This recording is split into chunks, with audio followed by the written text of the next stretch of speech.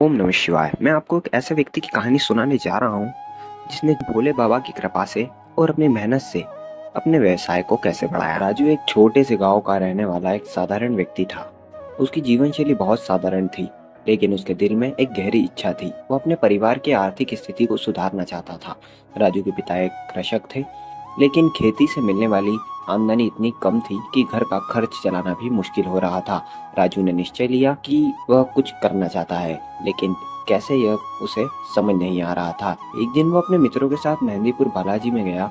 वहां पर उन्होंने देखा कि लोग अपने दुख दर्द भोले बाबा के चरणों में रखते हैं और कैसे उनका जीवन बदल जाता है। वहाँ एक पंडित ने उसे बताया कि भगवान शिव को जल चढ़ाना अत्यंत फायदेमंद होता है। तो राजू ने मन में ठान लिया कि वो अपनी मनोकामनाओं के लिए भोले बाबा को जल चढ़ाएगा। उसने सोचा, अगर मैं सच्चे मन से उन पर विश्वास करूं तो शायद मेरे जीवन में भी बदलाव आएगा।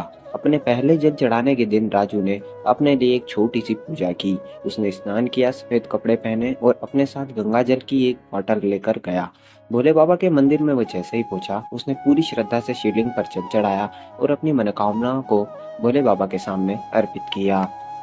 समय बीतता गया, लेकिन राजू की आर्थिक स्थिति में कोई बदलाव नहीं आया। उसकी मेहनत और प्रयास जारी रहे, परंतु सफलता उससे दूर दूर तक नहीं दिख रही थी। एक दिन राजू उदास मन से लौटा। वो अपनी माँ से बोलता है कि माँ, मैं समझता हूँ कि शायद भोले बाबा मुझसे नाराज है।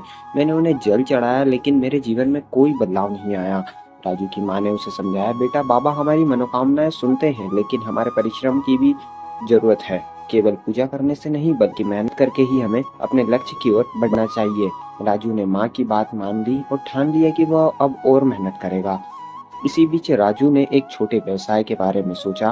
उसने गांव के बाजार में चाय की दुकान खोलने का निर्णय लिया।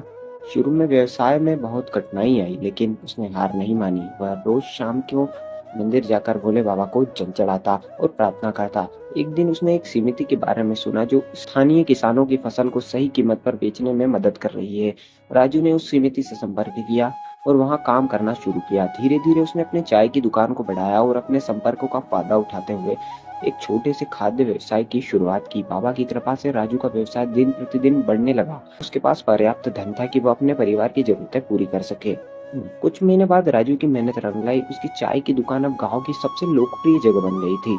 उसे न केवल अपने व्यवसाय में सफलता मिली, बल्कि उसके गांव में अन्य लोगों के लिए भी रोजगार अवसर पैदा हुए।